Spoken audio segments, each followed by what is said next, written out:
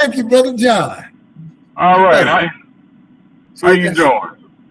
it takes the dream. Teamwork makes the dream work, right? Hey, yes, it does. Yeah. But to finish what they were saying, Kasiki, yeah. As soon as it comes, I'll let you know.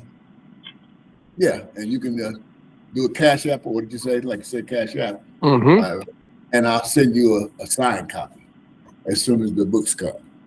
So, like I said, they should be here between the 22nd and 25th, according to Amazon. And congratulations, brother, on releasing it, man. Thank you. I see Brother Douglas has already got his copy. He said he's enjoying the book. All right. Well, let me know when you've got them so that I can get an autographed copy as well. All right, we'll do. Because that's what I'm waiting on. Hey, so did you guys watch Brother Smalls and Brother Browder interview? Yeah, I know you told me about it. Yeah, I watched it live. Yeah. Oh, you watched it? Yeah. I wish I would have known, but I watched it twice already. Matter of fact, I actually did a little clip. The title of the session was "Why Kemet Matters." So I actually did a little clip, three. I chopped it up a little bit. Okay, who's that? Who's that 917 code? Who's that? It's Khalil. Khalil. Yes, all right. Sir. Can we see you, brother? No, I'm on my phone. I called in because I don't have that app. Oh, okay. I'm driving anyway, so. Yeah, I'll be driving pretty soon. Khalil, this is your first time, isn't it? I couldn't hear you. Say again? I said, this is your first time joining us, huh? On this app, yeah, I hadn't been. I work normally on Saturdays, and this is the first Saturday I had off. Oh, wow. Okay, well, appreciate you joining in, brother. Yeah, yes, just sir. Yes, sir. Share a little bit about yourself, man, right quick. This is kind of just a check-in time right now. Oh, no doubt. What's going on? Khalil, we all met. Well, I'm here in New York City, and we are Brooklyn. Miss you brothers from the trip. Almost coming up on a year. Yeah. Damn, you're right. Coming up. Yeah. I don't know if I'm not. Are y'all going on the trip they got planned? Oh no, man! I'm still paying for the last one. Me too. Still paying that one myself. Same here. Yeah. Okay. All right. Well, I'm not the only one then, huh? Yeah. No. I was. But it's worth it. I have no regrets. None. I have no regrets either. It was definitely worth it. Definitely worth it. But yeah, without a doubt. I'm good. So what do you do there in Brooklyn? I'm an attorney. I work for the state of New York. Yeah. Really? Work for government lawyer. Oh wow! Didn't know that. Okay. Yes, sir. Yes, right. sir. Oh, so you living the life. So what are your stance on our current governmental situation? Well, we're black people in America.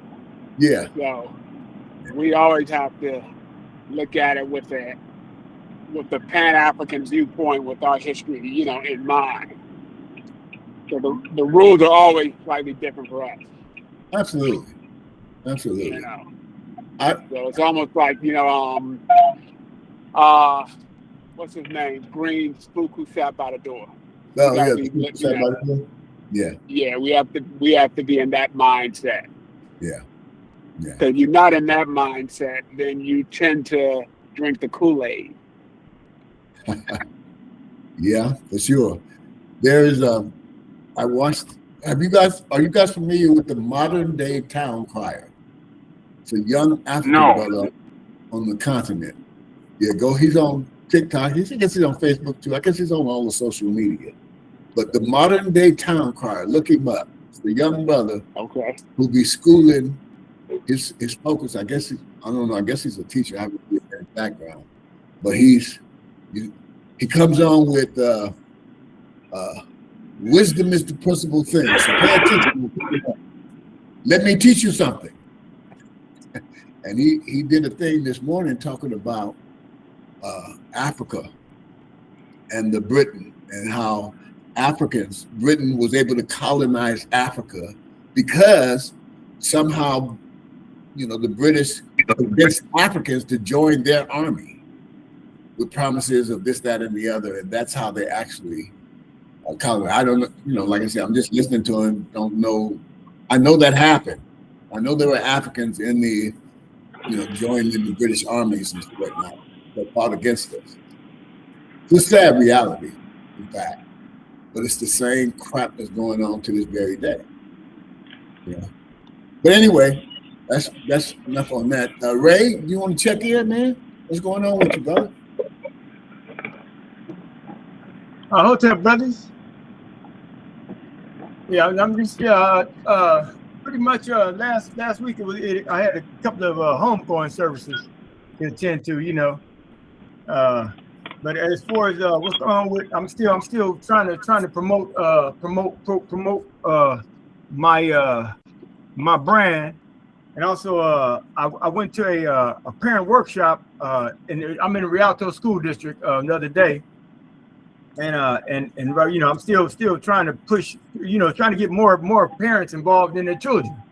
We have a problem with getting, when it got to do with academia. Our parents, we're more involved with our children when it comes to sports.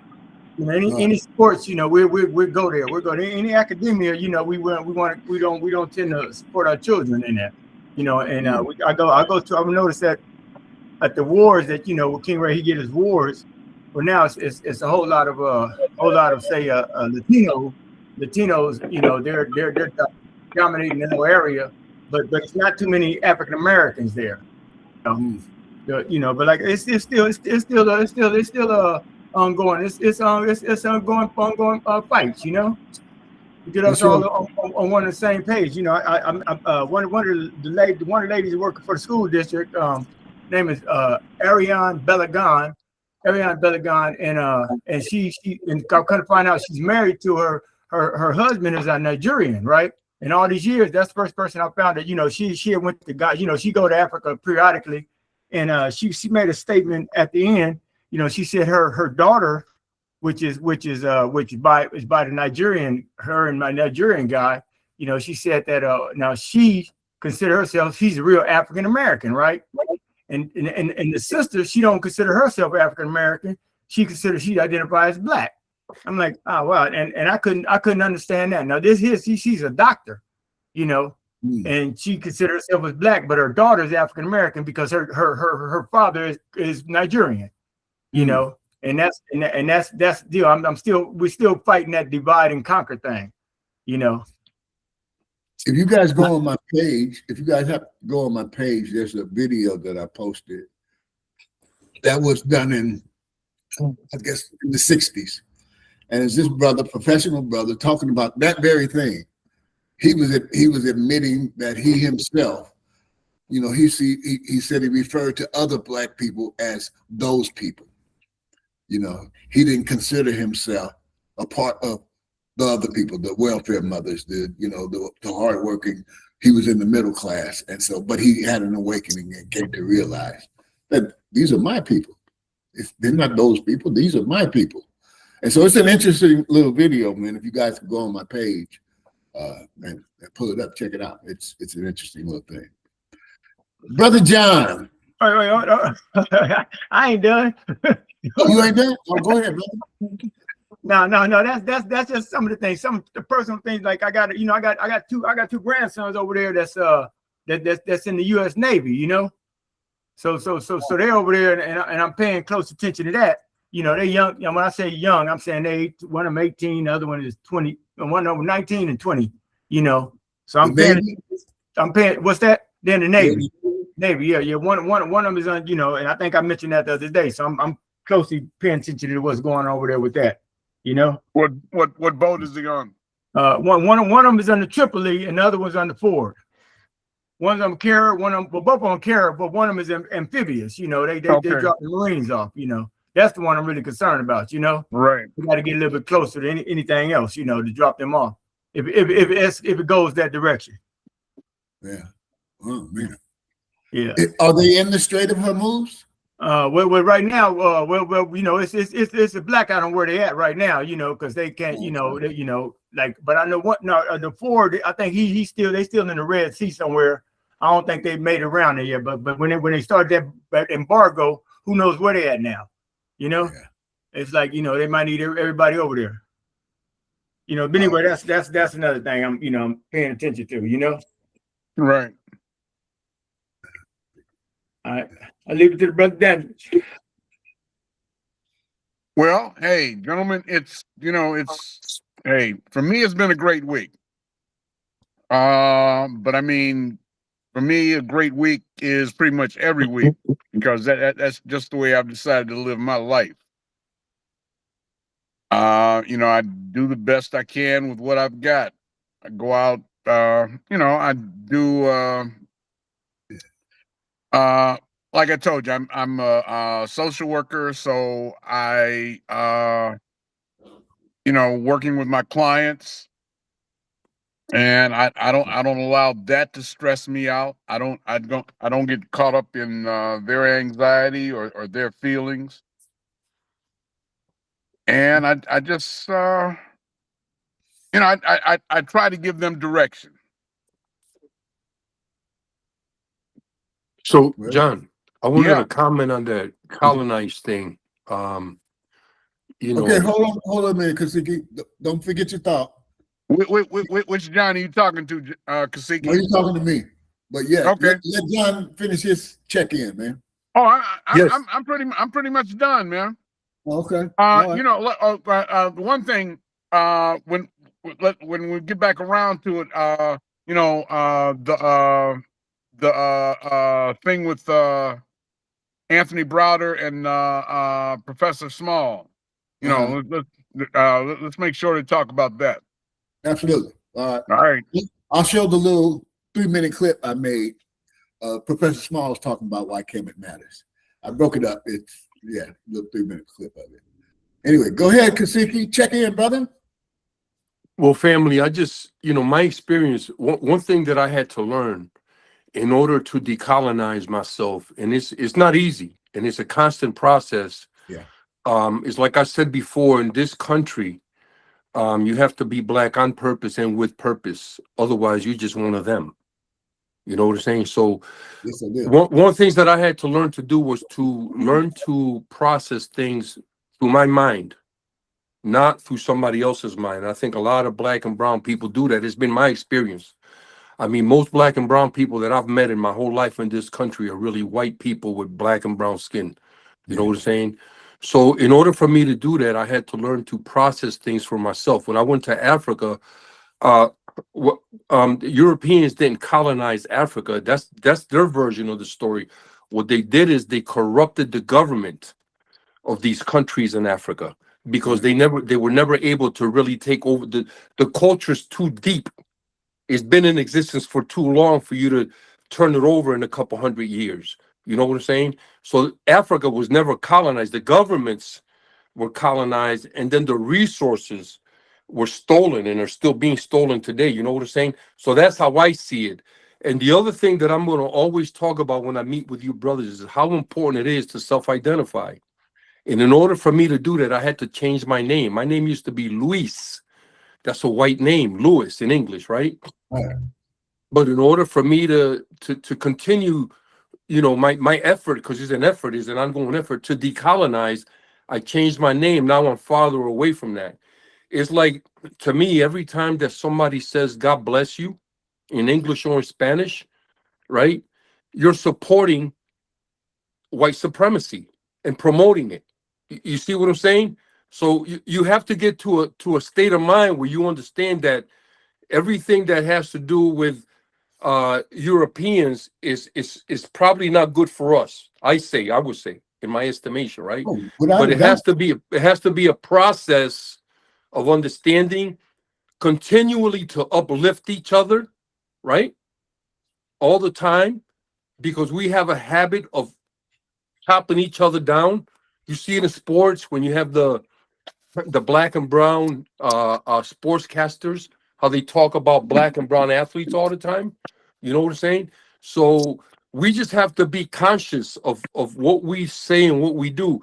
And to me, the best experience that I've had, I've met some great people, but the best experience that I had was personal, by trying to understand Ma'at. Yeah. And I recommend that to all you brothers. Get deep into that, because it'll help to give you a blueprint of what your life is supposed to look like. Yeah. You know, because at the end of the day, I've always said this to y'all, our only purpose in life is to align, to understand that we're connected to every living thing in the universe. You know what I'm saying? So there's a lot of things that we do that have taken away from us. You know what I'm saying? So I just wanted to share that with y'all, man. I'm having a great week. Okay. Unfortunately, today I came from a funeral for a young brother, 48, who passed from a heart attack. He was a great young brother. He impacted in a very positive way a lot of young men and women in the city. So I went to his memorial, and I was happy to be there. I seen some people that are, like family to me there. You know what I mean? So it was good to see them and to be able to celebrate that young brother's life also, because it wasn't a mournful thing. We celebrated his life. He was a very intelligent young man, and he made some incredible contributions in his short time here. So we wanted to acknowledge that, because that's what we're supposed to do, man. We're supposed to continually elevate each other. So how long ago did you change your name, Kasiki? Let's see, I just turned 66. Probably 55. Oh, really? Okay. Yeah. So probably about 11 years ago. And it came to me in a dream, because I kept talking about it, and it came to me in a dream. And the definition of it came to me in a dream. My name means free human. Yeah. Right? So every time that it's like I said, when you say certain words, you invoke certain certain things, right? Certain spells. So every time you say my name, you're affirming how important it is for us to understand what free human means. Yeah. It's like the universal principle of do no harm. A lot of people get stuck on that, man. And that's probably the deepest thing that you're going to hear in your life. Because you just try to figure that out. All right. Do no harm. And do no harm to humans, to the planet. Do no harm completely. Because then you understand your purpose. You're aligned. You know what I'm saying? But it's a process, and it's ongoing, man. It's ongoing. I urge you guys, like, if you have kids and they're good, and their kids are going, and your kids are going to have your grandkids, urge them not to give them European names. There's a lot of beautiful indigenous and African names, Asian names that have a deep, deep definition, and it gives their life meaning. You know what I'm saying? And so we have to learn what decolonize means. It means completely. It doesn't mean on some things. Decolonize means just that, decolonize. Long before I named my son was born in 1980. And I wasn't even conscious then, but I wanted to give my son an African name. So his name is Omari Latif. And I thought for a long time that I should change my name to Omari Latif and make him Junior, but I never did. But like I said, that happened during a time when I wasn't even conscious. But I just felt compelled. I wanted to give my son an African name. I can't remember what was the motivation behind that. But anyway, Douglas. Oh, one more thing, brothers. And I want to say this before I forget. I want y'all to think about this. This is a fact. This is not no bullshit. I'm not making this up. You could look it up. You could do your research, right? Now that we know that the Muslims, the Jews, and the Christians are 3 pedophile courts, where do we go from here? Because now we have the facts, right? It's all out there now, right? So where do we go from here? We'll delve into that some more. Douglas, check in, brother. Good afternoon. I know you never have much to say, but come on, brother. Expound today. Well, first I started reading your book. I enjoy it. Oh, appreciate that, man. It makes me. I can't think of I have the book in the room, but actually, what you're talking about, the things that we keep constantly going on, and that's me on at my job. It's a plantation, basically. Yeah. You know, they tell you they're not doing this, but meanwhile, when you think about it, you know what they're doing. Yeah. So it is what it is. Yeah, it's life in America. So how's the family, man? Everybody's good. Everybody's good. Perhaps in another week and a half, I might be out of here myself. Back to the Bronx. Back to the what? Boogie down. Yep. Back to the Bronx. Huh? That's the boogie down. Get ready. That's like Vietnam and Iraq all in one. Yeah. Yeah, I gotta get out there. Anyway, anyway, let me see if I can pull this up right quick, because pretty soon I'm gonna have to do the old switcheroo to go hop in the car. But let me see if I can pull this video, little brief video from that I made for Professor Smalls. And okay. And it's downloading.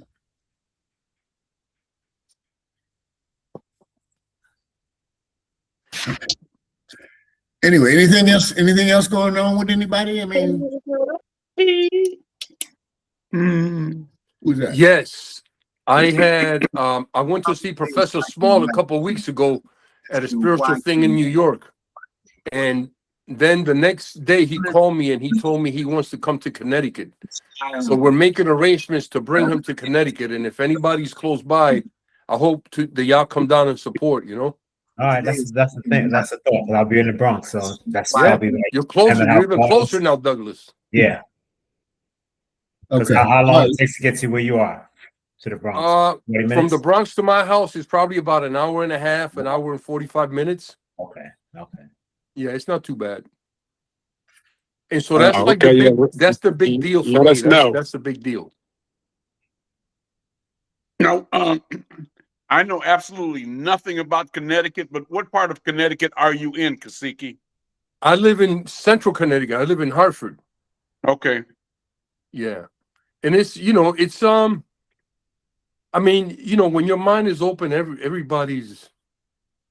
I just went to this funeral for this young man, right? We got a black dude who's a senator, who's out of $15 million that were supposed to go to community organizations, they could only account for 300,000. Whoa. This cat is saying that he's got nothing to do with it, but he didn't want to talk for a long time, right? For months, he didn't want to talk, and then he finally did an interview, and he did what they all do. He claimed his innocence, right? But then right after his interview, they interviewed a white lawyer about the case, and he says, well, if they even come close to linking how the money that's missing, how he benefited from any of that money at all, he's done, right? So then today, I mean, to me, people like that don't deserve to live in our community. You got to go somewhere else. If you steal from the community, you got to get the fuck out. You're right. This guy Absolutely. shows up at the funeral, man. And I had to leave, man, because I was getting ready to fuck it up. I was getting ready to ask him, how the fuck can you show your face in public after you stole from the community?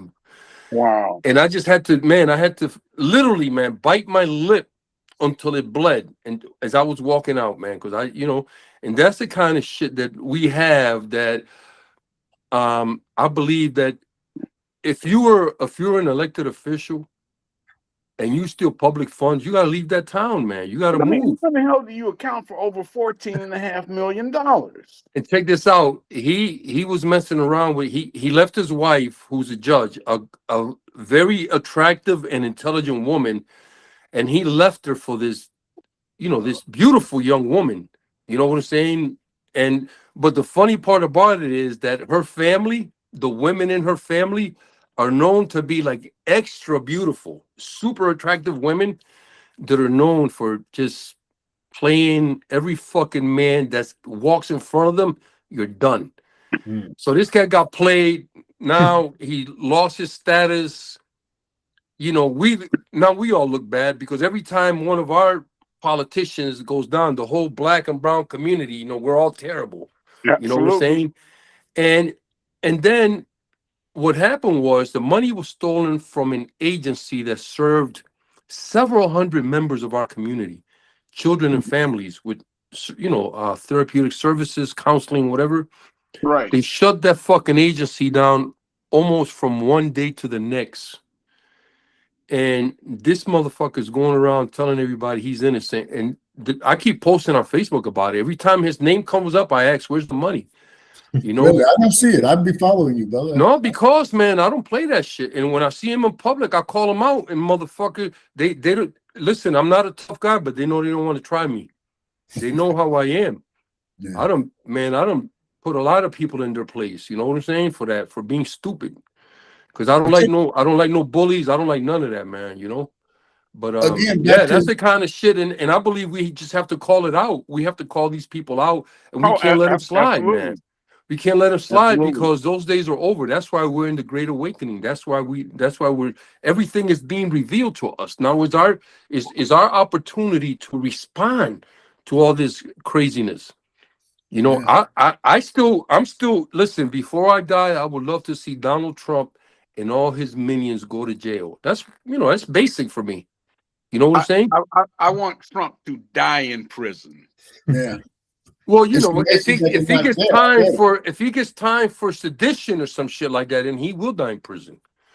You know, but they're doing a lot of things. They're getting a lot of things in place, man. You know, and they said it. I seen an interview with that guy Steve Bannon, who was a big shot in his first election. He says, "Hey, if we lose the midterms, a lot of us are going to jail, including me." They know they committed crimes. That's a fucking it's an admission of guilt, man. They know they have and are currently committing crimes. The other day, Trump was talking about, possibly doing blanket pardons, man. Yeah. I mean, you only pardon somebody if they're guilty of something. So here's the thing that I would say to all you brothers, for all the black and brown people that keep playing games with these crackers, why haven't these crackers stormed that fucking Capitol right now and took that motherfucker down? Because everything he doing, they hurting people in general. They're not just hurting black people. They're targeting black people, right? But they hurting everybody with their bullshit. Yeah. So what all these white people, it's like the cop, right? The cop that says, well, I'm a good cop, right? But what you doing about all them bad cops if you're so good? Look at it. Check this out. This out. This is just my thinking, right?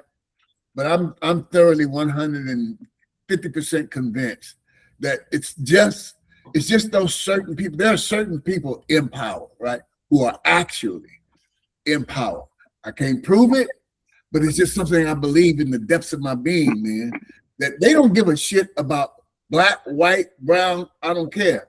You know, it's as long as these certain people can maintain that grip on the power that they yield, actually behind the scenes, in my estimation, they're going to continue to do it, man. They're going to keep us confused, obfuscated, like Malcolm said. You're going to keep taking us, keep bamboozling us, keep running us amok. They continue. That's the game plan, man. And until we start to realize, in my opinion, again, like I said, this is the stuff that let me share this. Yesterday, I watched this movie. My wife kept telling me, "You got to watch this movie, John. You got to watch this movie." It's called Sarah's Oil. Based on a true story. I looked her up too. She was a real person. So back in early 1900s, this sister named Sarah Rector, 11-year-old girl, got deeded 160 acres of land in Oklahoma, right? And on that land, she discovered oil. And the things that the white people did to try to take her land and take her oil, I told my wife, I can't even watch too much of this because I know a little bit about history now. And what you need to do is after you finish watching that, watch Killers of the Flower Moon. Killers of the Flower Moon. I'll look it up. Yeah. Yeah, But you know, those are good movies. Both Johns, those are two good movies. You know, but but my there's point another is, thing you should know about John is that the 5 second what they call the 5 cent Indians. A lot of white people used to pay 5 cents to be certified as Indians. I went to the casino, one casino here, and the chief at that time was the whitest man I ever seen, and he was supposed to be native. So yeah. they Really? just, yeah, man, they infiltrated big time. But my point being is that the shit that was portrayed in that movie, that is the stuff that they have always done, man. And they They still do not doing. want anybody else to have the kind of power that they have, you know, and they're doing everything to hang on to that power, you know. But it is the awakening. It's not going to happen in our lifetime. But if we have more people teaching on young people and waking up the young people, at some point in time, who's this wants to come in? Yeah. All right. Admit him. Come on. Whoever you are, admit. Oh, Marcus Slaughter. Okay. Admit. Is he in? Oh yeah, he's there. All right. So anyway, let me take a break from that. Let me show this quick video clip, right? You guys can see the screen? Yeah. Let me make sure we got sound. Oh, wait a minute. I'm gonna stop sharing again. I always got to get Hey, that right. has everybody seen that movie, The Human Stain, with Anthony Hopkins? No, I haven't seen No. it. If you haven't watched that movie, that's probably one of the best movies ever on race. And we got Because The it Human shows you the lengths that people are willing to go through to be accepted by white people. It's an incredible fucking movie. I guarantee it, man. The Human Stain. Okay. Okay. So let me share this right quick because pretty soon I got to switch over to my car. I won't be able to do it from the phone. So, can you guys see the screen? Yeah. Okay. Here we go. The topic today is why Kemet matters. So I would like to ask you why Kemet matters to you. Why is it important? Kemet matters because a child should always be able to refer back to the parent. Kemet is the parent of cosmology. Kemet is the parent of Scientology. Kemet is the parent of what we call sacred science or spirituality. All the civilizations in the West, Greece, and those that followed, refers to and defers to Kemet as the source of their scientific or civilized genesis, that we move towards the happy. And multiple African civilizations came together and created a mega civilization that lasted longer than any other that we know. So we got our science, and I'll just quote one of them. They have these giants like a Plato. And in his introductory chapter, paragraph 1, he quotes Plato from Phaedrus, and Plato says, the Ethiopians have given the world all of its sciences. And then he begins to quote them. He starts with medicine. He says medicine, geometry, arithmetic, astronomy. This is Plato. Back in the day, this is their main boy. So I don't have to say nothing else about why. You know, here's the main man of Western civilization in his writing, which they keep from the public, giving Kemet credit for giving the foundation of civilization worldwide. Text, and I do tell everybody, get a copy of this book and then read it. You know, the one by Faulkner is the one Dr. Ben recommended for me, and I've been tearing it up for years. But in this piece that you guys translated, you had Amun saying, how did he say? He was talking about his coming into being. I came into existence so that existing might exist. This is Amun. And when I realized that I existed, my aunt was at my side. Mm. And I spat out Shu, the air, and I coughed up Tefnut, the moisture. And they gave birth to Geb, the earth, and to Nut, the elements and the sky. And they give birth eventually to man. And he goes further and says, after having created everything that my heart desired, I then expanded in it. And in the end, he says, but when I realized myself to be, I realized I came from my mother, Nun, the primordial black waters, which we call liquid matter, which is then quantum physics. When you're talking about the Genesis story that everybody in the world borrows from, and is right here in our earliest text, earliest known religious text in the world. And the translation that you guys did was so beautifully done. It just covers everything in a few minutes. And it let us see that everything we think we've learned from someone else, they learned it from Kemet.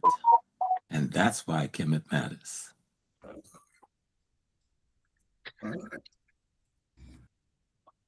That was a two-hour presentation. So, you know, more,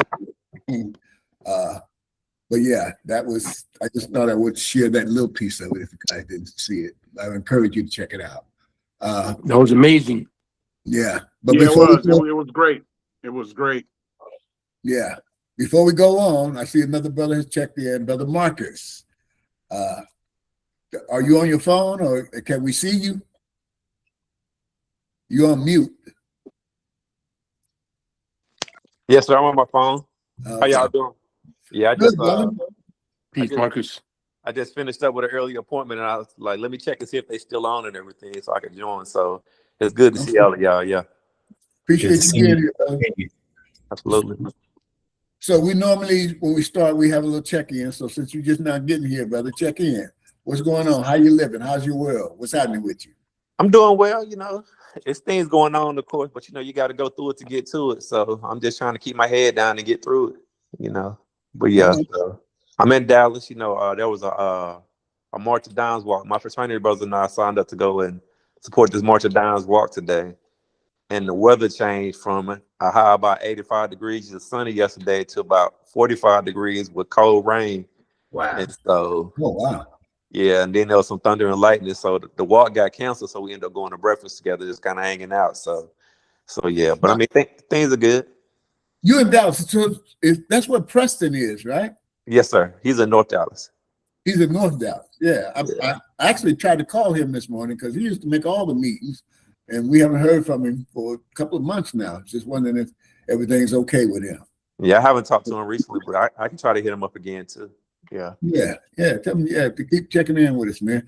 I was telling the brothers earlier that Brother Smalls is on his, Professor Smalls.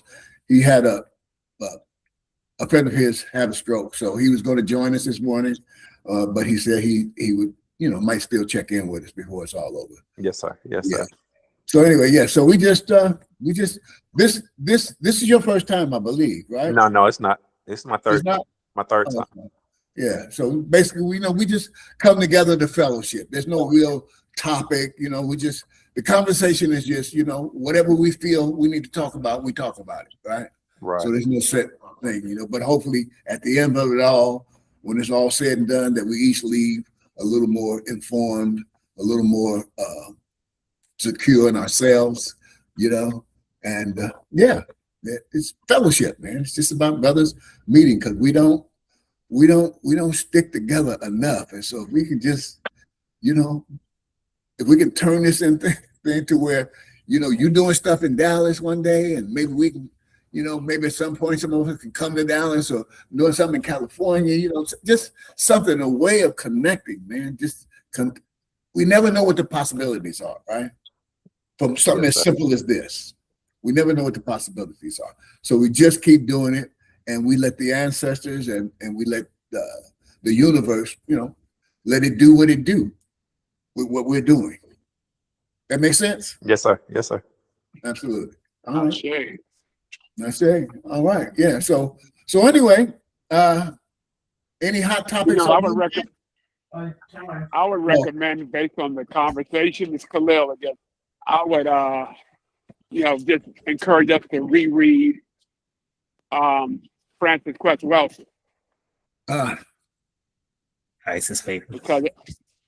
because she, along with Nellie Fuller, give us the code and the assessment of how the Yoruba act and how they think and how they operate. So there's really nothing new under the sun. Their core system is fear of Black planet, genetic annihilation. And that they're rooted in that fear, in my opinion, so much that capitalism comes out of that, patriarchy comes out of that, xenophobia comes out of that. And so how they operate, they may change technology, technique, but they're not going to change their goals. They're going to rape the earth, rape the people, rape the soil, because they believe not to work in harmony with nature, but to conquer it and subdue it, because they fear like they will be annihilated by the dominant class. And if we keep that in mind, then we know that trying to fit in their system is never going to work, because they'll never let it work. They'll change the laws to make it not work. So, because we may try to say, we should use the laws. We should understand they will change a law in a minute, like they did in California. I think it was when they had the big bank that a couple of years ago had a little crisis and they were losing money. And it wasn't a regular public bank, because you had to have like a $250,000 or $250 million bank account to even be in the bank. But they losing money. And what they do, we have the FDIC, which is the insurance for banks. That says you have a deposit of up to $250,000, the federal government will cover it. Problem was, all the accounts were bigger than $250,000. They're in the millions, and so people would still lose money. Because $250,000 would be a drop in the bucket. There'd be another $1.5 million that they lost. So the federal government came in and said, "No, we'll honor all your accounts. We'll make you completely 100% whole." So they just went and changed the law. No fight, no fuss. They changed the law. Trump should not be in any of these wars because he hasn't gotten congressional approval. But no one cares. The Senate's not doing anything. It's effectively let him get away with it, because the goal of the United States is we're going to conquer all the brown countries, all the territories we can. And they'll just change or ignore law. And once I understand that Francis Quest Wilson had laid this out, then once I know what a snake is, I just operate, well, that's how a snake's going to operate. I don't get necessarily angry about how a snake's going to operate, because that's how they operate. I got to figure out how I'm going to deal with it.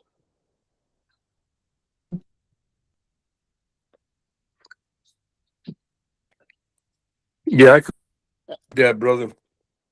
That's a real That's all I had assessment. to say. Yeah, no, that's a good assessment. There's a Sicilian saying about that. Is this brother was walking down the road and he found a snake that was almost dead. So he picked it up and took it home and nursed it back to health, better than before. And one day when he went to feed it, the snake bit him. And he looked around and he said, "Snake, I took care of you. Why did you bite me?" And the snake looked at him and said, "I'm only a snake." So yeah, you're right about that, brother. Once you identify that, and that's what I call coming to an understanding. Because when you come to an understanding about a particular topic or issue, what it does for you, it lets you know how to use it to protect yourself against it, and also how to use it to defend yourself with it. You know what I'm saying? You understand it completely. And so, yeah, I completely agree. And so for me, I just keep quoting the elders, man. I keep quoting Malcolm all the time, man. Malcolm said, only a fool will allow his enemy to teach his children. So then I ask you, Yeah. brothers, what are we? Because we done it our whole fucking life. You know what I'm saying? It's the same thing with the name, man. I talk about this all the time with the names. You know, black people have been called black, color, African, African American, Negroes, niggas, everything, right? But now they got another name. There's another name that we talked about this. There's a brand new name that's coming out, and black people are going to do the same thing with this new name that they would do with the other ones. What's that? What they going to do? They're going to accept it and call themselves that. Foundational Black Americans is the new label, brothers. And pretty soon you're going to see a lot of brothers and sisters claiming that they're foundational Black Americans. But see, the problem with that name, and let me tell y'all about that name, the moment that you add the name America to anything that has to do with us, you just whitened it. That's all you did. Think about it. That's why I go around telling people, I get people asking me all the time, am I Native American? And I say, I'm Native. Native Americans are white people because they came after me. You see what I'm saying? So we disassociate ourselves from that because, like I stated earlier, the process of decolonization is constant. It's not something that you claim and then it's done. That's bullshit. That's sheer stupidity. It's a constant process. It's like a psychological war that you wage with yourself about unpacking all that shit and putting real shit in there like we're having today. To me, this is great. It's a great conversation. Whether I agree with some of the comments that brothers make or not, it doesn't matter. Because to me, it's all about releasing that trauma. That's what these kind of conversations do for us. So we release trauma, and when you do that, you heal. So that's the other thing. Healing is a lifelong process. It's not something that I got better. No. It's a lifelong endeavor for us. Remember that, brothers. Self-care, healing.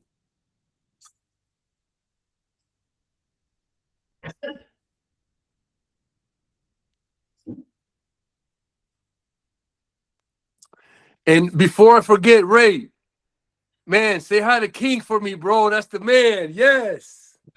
Oh, right on. Right on. Yes, I think man. I think a couple of weeks ago when we talked, I think we ended up playing some chess. You know, I taught him chess, but he ended up beating me. Oh, that's what's up, man. That's good. He ended up beating me. We played a long time, but he ended up beating me. I'm a good chess player. You know what I'm saying? Yeah. Well, listen, it's not just good looking. There's brains behind them looks, Ray. Yeah. Yeah.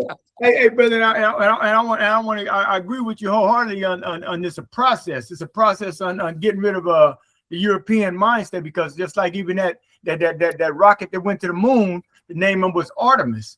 You know, that's a Greek or Roman. That's a Greek or Roman guy. Everything we do is based upon those mythical gods that they, and we accept them. But like it's a process on doing away with that, relieving ourselves from that and stop and get out of that mind state. We got to return to the source, like the Ace Hill show. We got to get out of that, and it's a constant process because we're surrounded by everybody. All the time. You're inundated by it, John. Ray. You're inundated by it.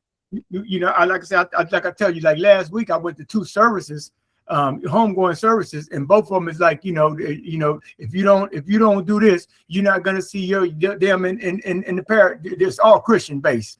You know what I'm saying? You don't accept Christ, you're not gonna see them in the. I say, oh, here we go again with this. It's supporting white supremacy. That's what. See, we have to learn to label that. That's the other thing, brothers. When white people get ready to call us a name, they don't call you up and say, "Hey, John, Ray, listen, man, I'm gonna have to use the word criminal to describe what y'all did, and I hate it, man, but we got to do it." They don't do that shit. They call us thugs, criminals, murderers, terrorists. They line them all up one after the other. So we have to learn to call things by the name that we want to call it. Right? It's like I said before, when we talk about racism, white people will say, well, racism is just a system of, no, racism to me is hanging, motherfuckers, lynchings, murder.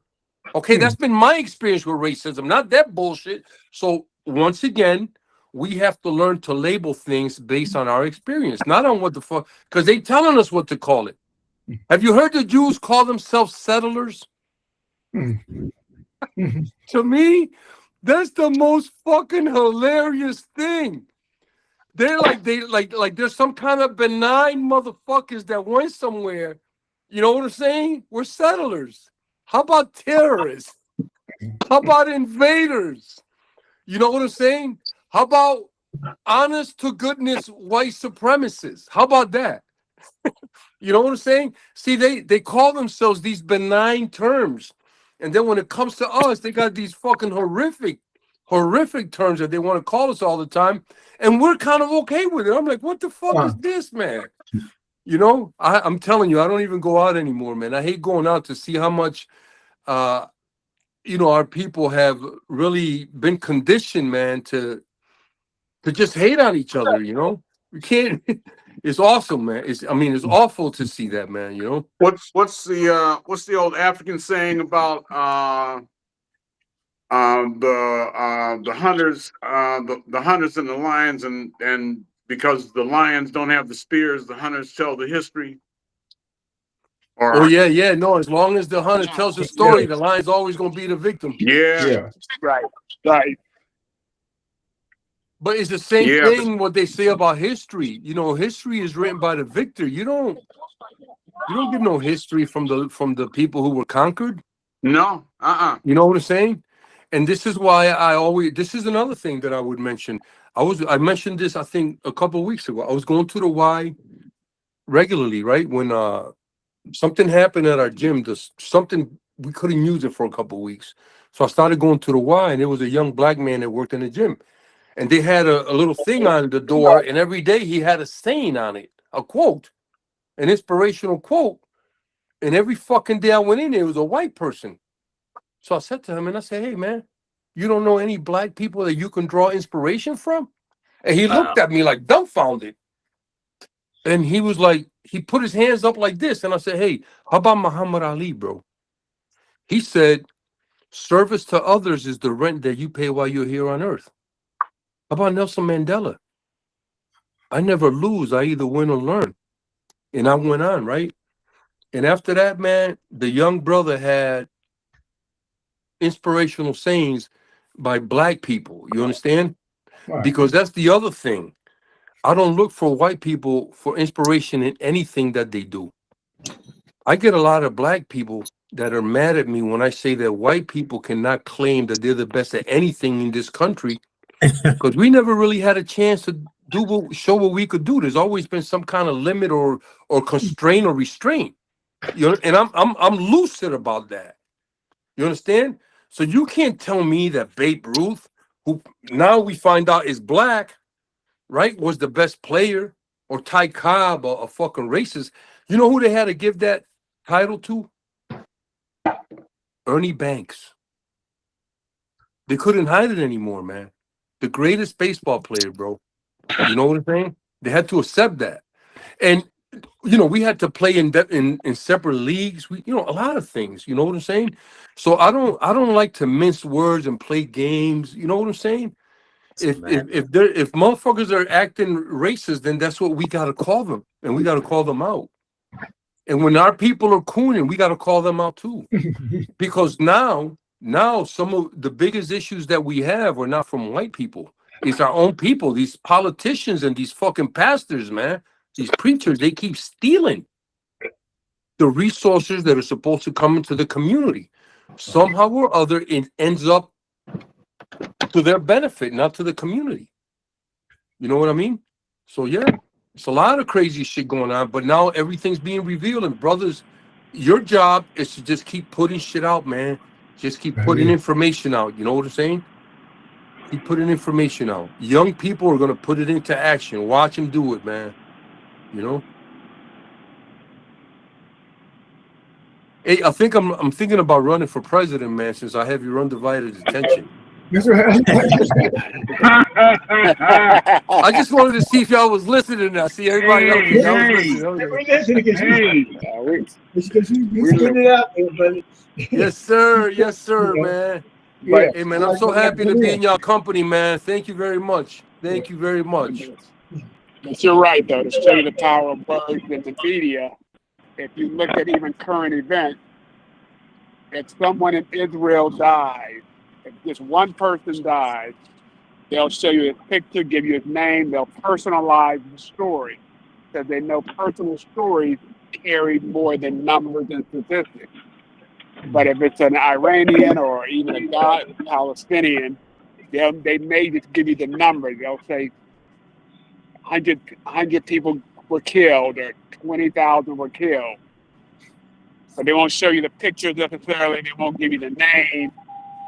They won't show it to you. But one Israeli died, and they'll say, there's a documentary, man, on brother. Because they know how it works. There's a documentary on one of the apps, and it shows how Israel invented their propaganda machine. And it's scary when you watch it because you could see it in action. As the documentary's going, you can picture in your head how all that's being done in real time, right now. Real time. It's fucking scary as hell because this brother right here is correct. What they do is they humanize everything even the killing, the murder of children, Israel humanizes it.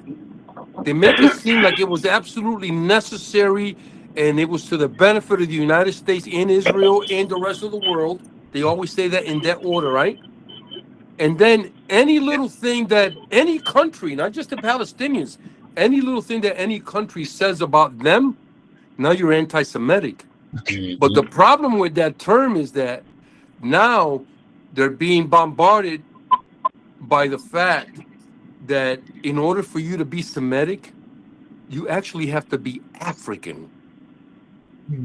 So these Jews, these Ashkenazi, Polacks, and Russians that are coming over and claiming anti-Semitism, when they get that shit thrown in their face, they don't want to talk about it. When that fucking Tucker Carlson, who's another racist piece of shit, but when he went to Israel and interviewed Mike Huckabee, and he asked Huckabee to, why don't they do the DNS? You know, DNA is barred in Israel, right?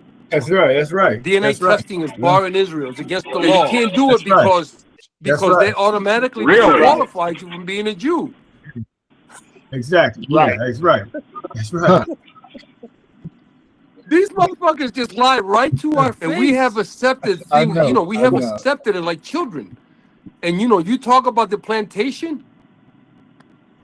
We've all been on the plantation. And some of us right now are deep in that plantation. We just don't want to face that because it's shameful. You know what I'm saying? And so we have to really dig down and straighten up our backs like men and pull our pants up in place and stand up like men, because we haven't been. We haven't. You know what I'm saying? So we have to be more forceful in our words and in our deeds if necessary, but in our words to let people know that this is the way that we want things to go. You know what I'm saying? We've been way too pacifist. Way too pacifist. Can y'all hear me? Yes. Yes. Yeah, I hear you. Number one, Kasiki, you are that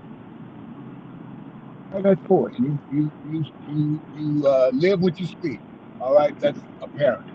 But the problem is, I think, one problem is recognizing how long they've been doing this shit.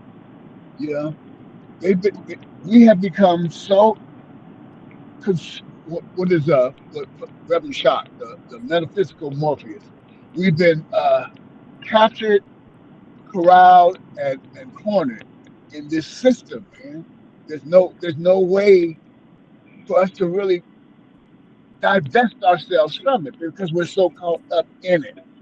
And how do you get people to really see, like Malcolm said, that you've been took? You've been bamboozled. You're running amok. You've been tricked. You've been led astray. How do you get people to see that when you got so much stuff reinforcing the lie. Like the church. Like everything it's unfortunately, doing to us is being constantly reinforced day by day by day, minute by minute. You drive down the street, you got your signs, your billboards that lying to you. You got we're surrounded by this capitalistic European, indoctrination that is hard to escape. When we understand that, I become more sensitive to the other people who don't. You understand what I'm saying? Because I walked around for 65 years of my life oblivious to what was really going on, not only in this country, but in the world. So now I'm a little more sensitive to the people who have not awakened. You understand what I'm saying? If you're going to get through to them, you got to understand them. And it takes one to know one. I was a fool. There's a scripture in the Bible that says, he who would think himself wise, fool, that he may become wise. And I never really understood that, but I understand that statement now, because I lived the life of a fool. And as a result of living that foolish life, I now have a much better understanding of what was wrong with me, and I'm able to see it in others, not in judgment, but in reflection. That makes sense? absolutely. I think, John, for me, one of the things that I had to realize, brother, was that this may not happen in my lifetime. That's why I Oh, it keep ain't. talking about passing information down to younger people. Absolutely. I woke right. up in my 50s, okay? I woke up in my 50s, my mid Yeah. 50s, really, right? Yeah. 55. A lot of things happen around that time. That double nickel, man, is like it went off, right?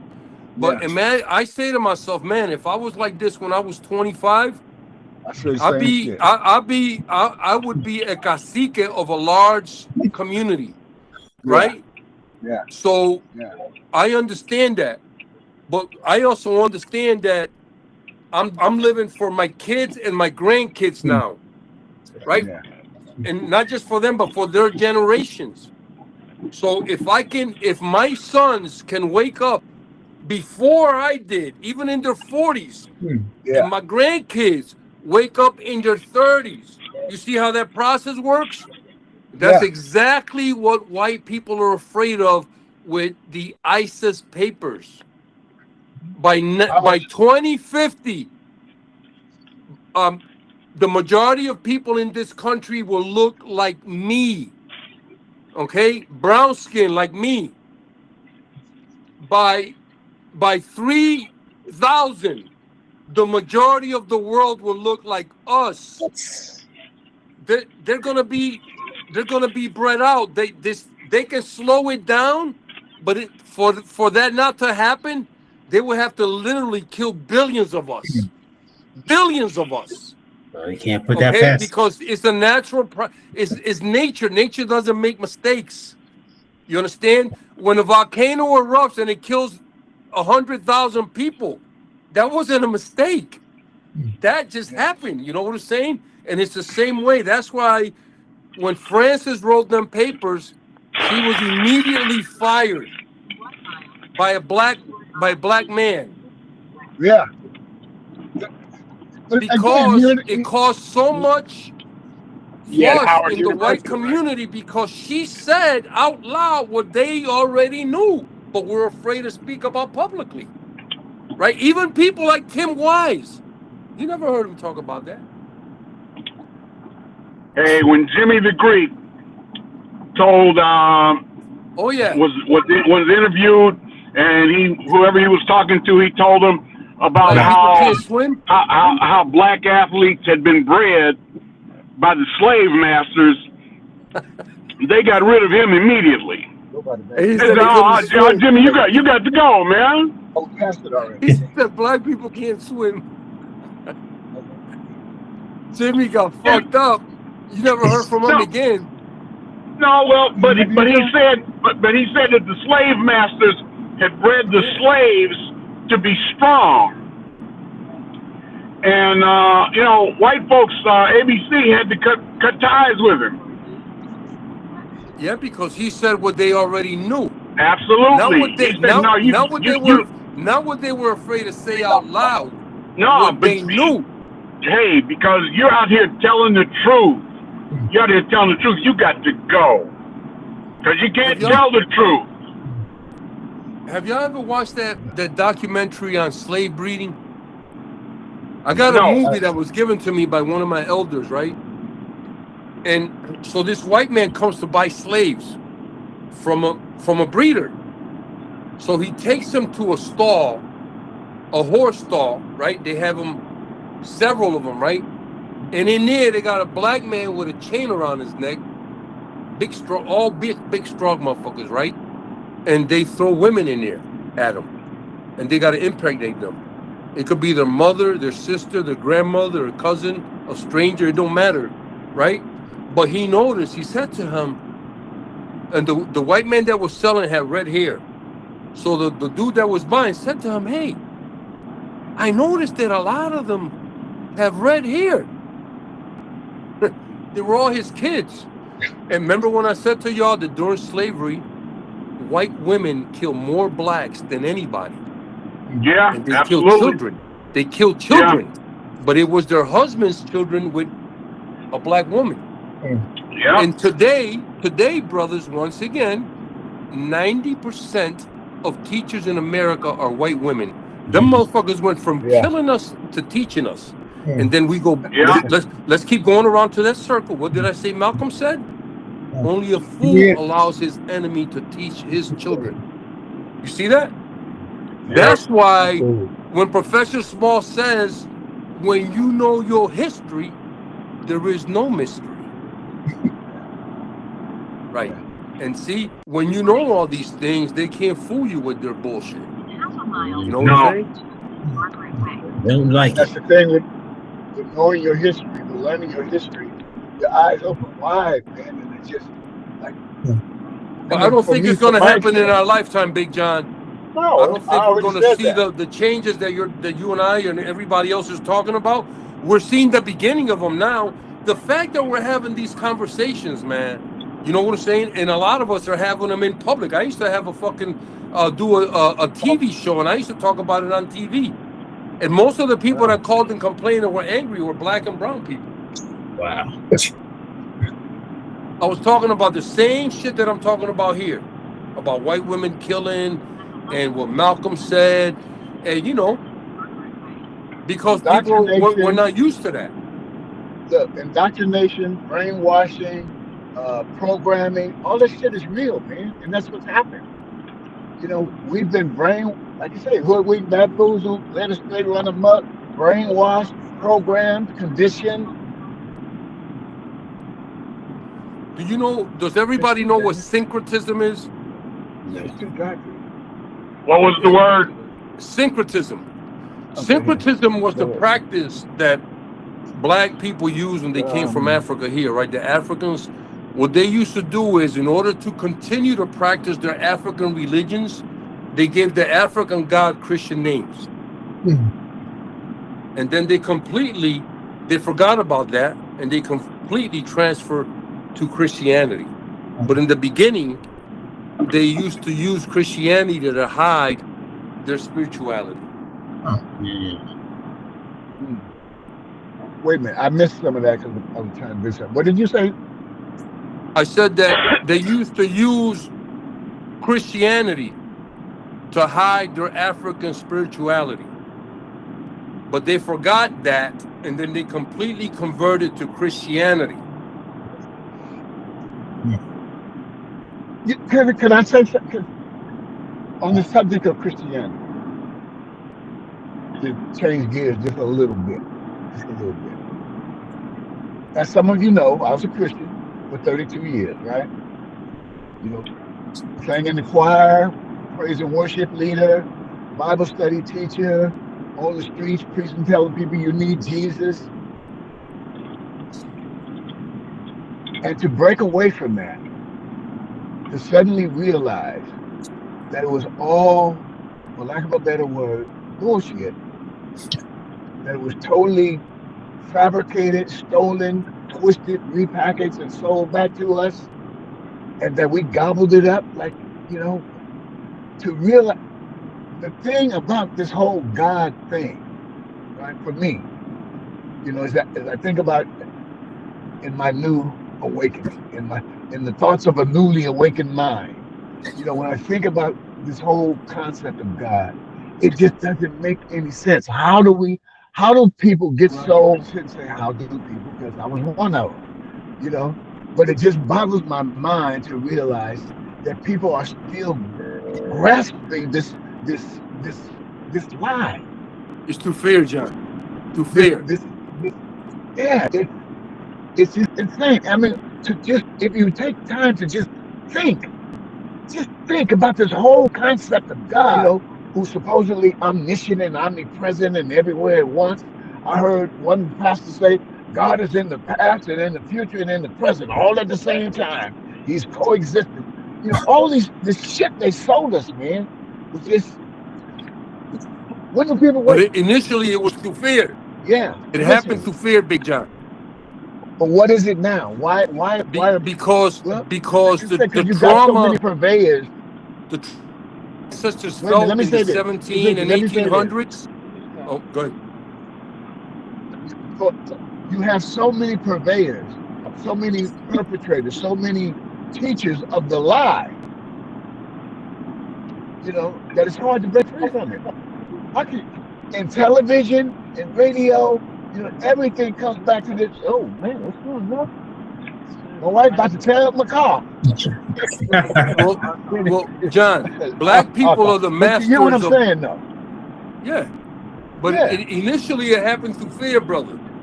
But then, because black and brown people are the best examples of monkey see, monkey do, and what I mean by that is, the black man figured out that he can earn safely by being religious, becoming a pastor. Because you, out of all the pastors you met in your life, John, you don't know one that was broke. No. Right. Because they're in it for the money, for the same reason that the white man is in it for. Right? Why do you think that Jerry Falwell and Tammy and all these other people did the televangelism, right? The TV evangelists. Yeah, televangelism. Right. They were in there to make money. They weren't in there to. They figured out that they can make a lot of money because religion works on fear. Initially, remember how the natives, because I think that a lot of people forget that we were the people from the Caribbean. We were slaves here in this continent before they brought Africans here, right? But the way that they Christianized my people is they would line them up, and then they would ask John, do you believe in God? And John said no. And then they chop his head off, and then right next to John is Doug. And they say, Doug, do you believe in God? And what do you think Doug said? Oh, shit. Oh, yeah. Right. Shit. I saw what happened to John. Oh, fuck. Right. Okay. So that's how they became. And so, after a while, right? So people, the leaders will say, hey, we got to say it because I don't want my people killed. So we all going to believe, right? Hey, shit, then you God is good. Well, you got a few charlatans in the tribe who figure out that they can make money by saying the words that the white man is saying to his own people. I don't need the white man to say it. I can say it. I can make money, right? Because at the end of the day, listen, at the end of the day, I say this almost every podcast. An elder told me that you can kill a white man's family, his wife and kids, and he'll forgive you. But you fuck with his money, and he'll kill you, your wife, and your kids, and your fucking pet. Money. Right. Because that's what drives them. This war in Israel, this war in Ukraine is about money. There's a great episode on Happy Talks, and I gotta write you his name. But there's a brother who's he's some kind of doctor, but he breaks it down, man. I was so happy when this brother broke it down, because he says black and brown people, the way that our lives work, we're more interested in relationships. We're not really interested in owning shit. White people are interested in owning, and relationships are not even secondary to them. You see that? They want to own everything. Yeah, well, You know what I mean? that's absolutely why they when they got here, they considered the Native American. Well, they considered the Native Americans. They considered all of us ignorant because we didn't worry about owning the land. That wasn't what we were about. But they have to own everything. Right. And now remember, we just came from Africa, brothers. And what is the rule in Ghana about owning? Y'all forgot? What is the rule? What? Nobody, no one, the government, our citizens, non-citizen, nobody owns the land. The tribe owns the land, and individuals can lease it for a certain amount of time.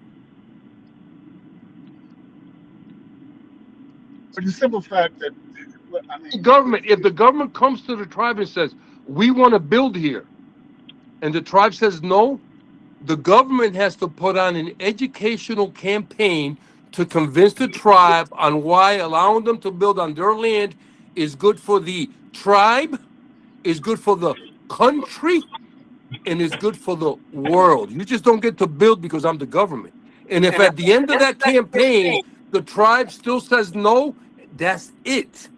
There's nothing else. Here, you say no and they can take it. But you remember eminent domain is a real thing here. But you remember when we were over there, as we were driving through down those various roads and all those unfinished homes.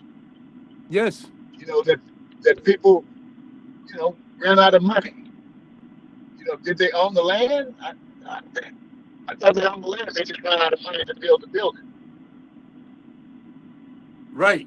And see, because over there, they don't lack manpower, John. And they don't lack the resources. What they lack is the money for the resources, because usually, well, the tribe owns the land, and usually, John, the people who have the money are the top echelon, the chief and his people and the families. My sister, who I went to Cote d'Ivoire, you know, they're Ivorian. I went to Cote d'Ivoire the year before I went on the trip with you. I was just out with her the other day, and she told me that our brother Charlie, he's I'm an honorary member of the tribe in general, but I'm a member of that family because they adopted me, right? But our brother Charlie, who's the chief of our family tribe, right? Because every tribe has a head, a chief, right? Or a king, right? We don't use those terms. We say cacique because we don't use European terms. But he's vying now to be the cacique of the whole tribe. Right. But so those people usually they have a little bit of money, but sometimes tribal, because they offer me land to live on. You know what I'm saying? But usually tribal members who go out and try to make something for themselves, they run out of money, man. We've seen that a lot, John, all over the place, man. But nobody owns the land, and I like that, because you were just talking about, for me, another rule that I have, brothers, and I highly recommend that you adopt this for yourselves, is I don't use terms or words that have been used to colonize us and to enslave us to describe ourselves anymore. Like I would never say, well, we're here to fight for minorities. Well, how do white people make up about 10% of the world's population? How the fuck are we the minority? You see what I'm saying? So we've never been the minority anywhere. So terms like that, you know what I'm saying? I just don't use that. I'm not a Hispanic. I'm not a Latino. So I learned to decolonize. Like I said, it's a constant process. But I highly recommend that. But you're around people of like minds too, right? Well, it's a process, because even with the people that are around you, like there's an independence movement of the island that I come from, but what the white people call Puerto Rico, we call Borinquen, right?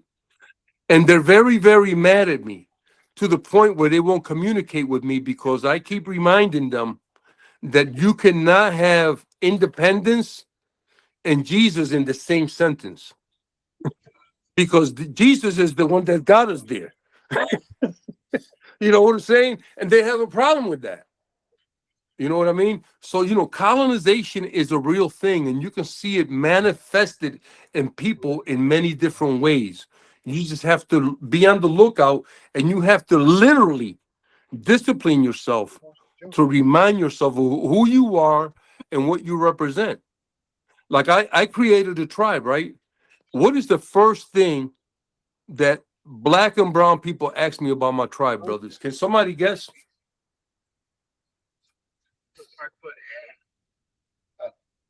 Anyway, I'm trying. Somebody wants to join, but I can't do this thing from this phone. I'm trying to. They ask me if it's real.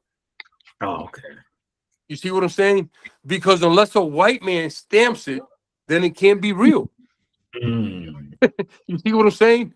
So, you know, all of that, I keep that in my head. It's like Cat Williams said, right? Keep receipts, because your words and your responses to in conversations or in situations lets me know exactly the level of colonization that I'm working with. You see what I'm saying, brothers? Forgive me, I'm a little distracted. No, you're all right, John. Who this person is, but working from my phone, I can't let him in. Yeah. Well, you know, John, they say that bird in hand is better than three that got away. I think it's got to be John. Yeah, go ahead. Well, I said bird in hand is better than two that got away. 2 miles, continue on to Capital City way toward Fresno. Yeah. That is John. I'm sorry. Like I said, because whoever this is trying to get in. It's John. This technology is a bitch. Shit. Anyway, all right. Is it the technology or the operator? A little bit of both. Is this a new one? I've never operated on this meeting from my phone. So, but I see John is back. That was you trying to get in, huh? You're doing great, I'm sorry, Big John. Yes. Anyway, I'm back. We're back. I'm back. All right. So, gentlemen, I love this. I love this fellowship. I do. I want to see. I wish there was this young brother. I went to a meeting Wednesday, and there was this young brother that came to the meeting, 19 years old, man, and he's already involved in community service, so on and so forth. I was hoping. I gave him the information for this. I sent him an invite to this. I was so hoping that he would show up this morning, but anyway, he didn't. But those are the people, like you said, we got to reach our young people. But you got to get around young people in order to reach them. And that's been my challenge, getting around younger people so that I can begin to speak to them, you know, share with them, get and build relationships with them. You know, I don't know what this Capital Freeway to Fresno South. Anyway, so that's the challenge for me. It's getting to the young people. You know, I don't. Yeah. Anyway, that's my challenge. Any suggestions? Say, Brother John. Brother John. Yes. Hey, what happened to the brother? A couple of weeks ago, he came on, and he's supposed to be coming back with the brother with the Meta Nature. You remember that? Oh, yeah, he accepted. Yeah, you talking about Johans. He accepted, but I guess something came up. Yeah. Okay. He accepted. I thought he was going to show up. But, yeah, I guess he got tied up. The brother from Atlanta? I believe so. Yeah, but 2 weeks ago. But he said he had a brother come back. He wanted to told us about this.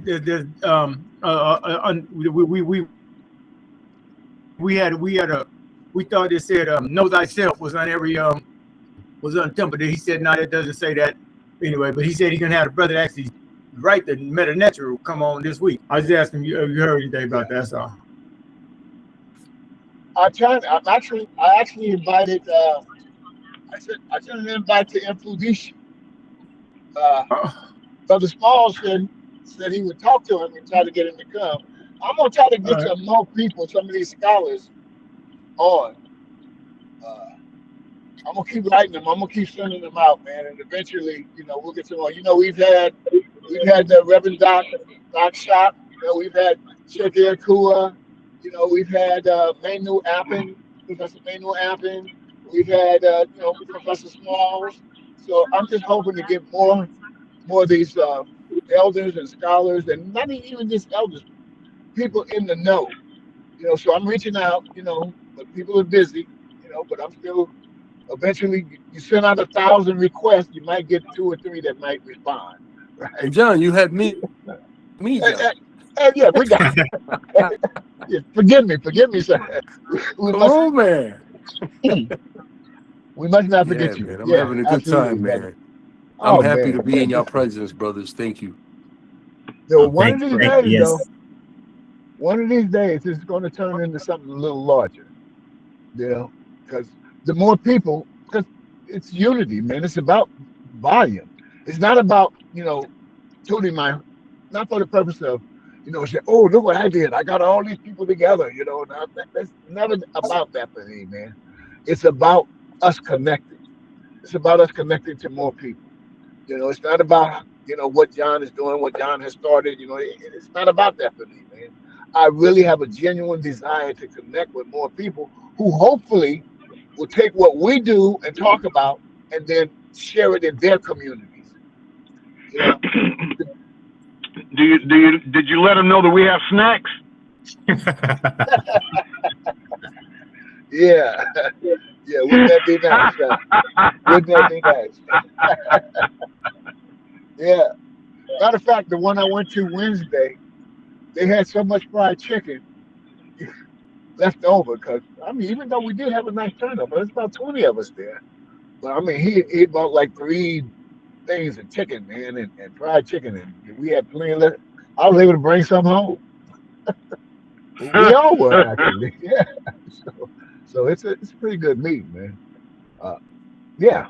But anyway, I wish we could do. I hope that one day I want to.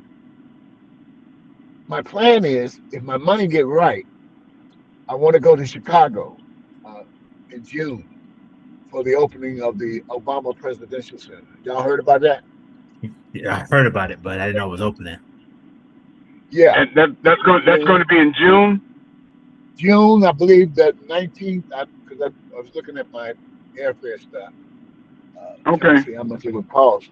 But June 19th to the 22nd or something. It starts on Thursday All right. and ends on Sunday. But I'd like to be there. I don't know. Yeah. Well, see, that's just a train ride for me. Really? Wow. Yeah, because I just hop on the train in Detroit and be there in about 4 hours. Okay. Oh, really? Okay. But then it's a matter of finding, and for me that's the best way to go because parking in Chicago, the cost for parking in Chicago is ridiculous. Oh, really? So yeah, for me it would benefit me to take the train and I can Uber around town or take the bus or the L. Oh, see, that's the thing about living out that way, man. Everything that matters seems to happen. No, parking $2, they say. Go ahead.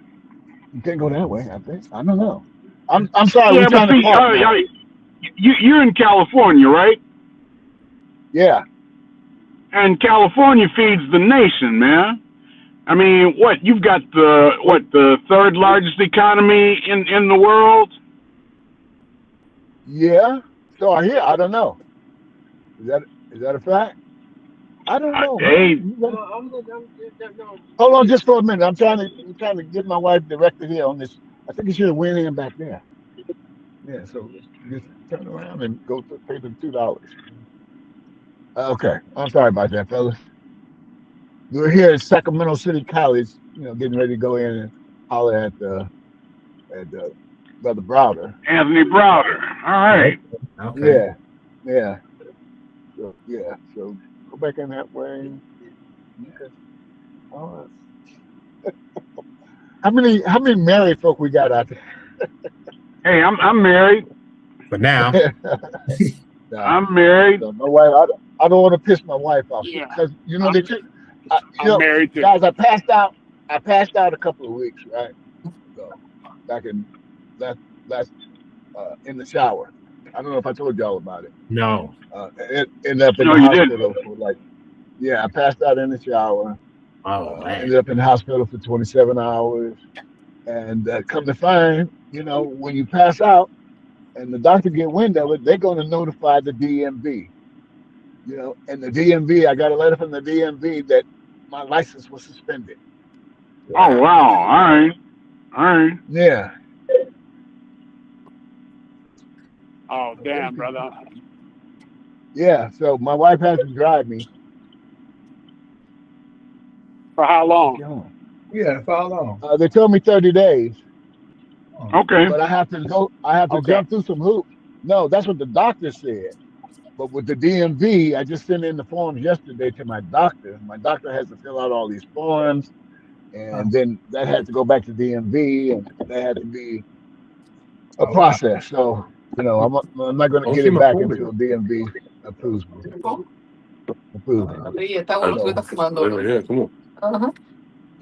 So anyway, I may have to cut it short because I don't know if I'm going to have access to Wi-Fi here, and I'm gonna have to hunt around and see where this thing is taking place at. All right. I got to take off. I got to take off too. But I wanted to say one thing. I don't know whether it was Ray or Doug that was talking about the Artemis flight. It's me. Oh yeah. Okay. And anyway, I saw something last week, and I don't know who wrote it, but whoever wrote it compared the pilot of the Artemis flight to Matthew Henson, because whoever it was, he said that without Matthew Henson, Perry wouldn't have been able to do a damn thing. And Henson did all the communicating. Oh yeah. Henson did everything, and that's why he compared the pilot of the Artemis flight to Matthew Henson, because he said without the pilot, they wouldn't have been able to do what they did. Yeah. Because the pilot, he's flying the plane. Yeah, I know, and that's exactly what he was saying. That's exactly what he was saying. And then Perry. Absolutely correct.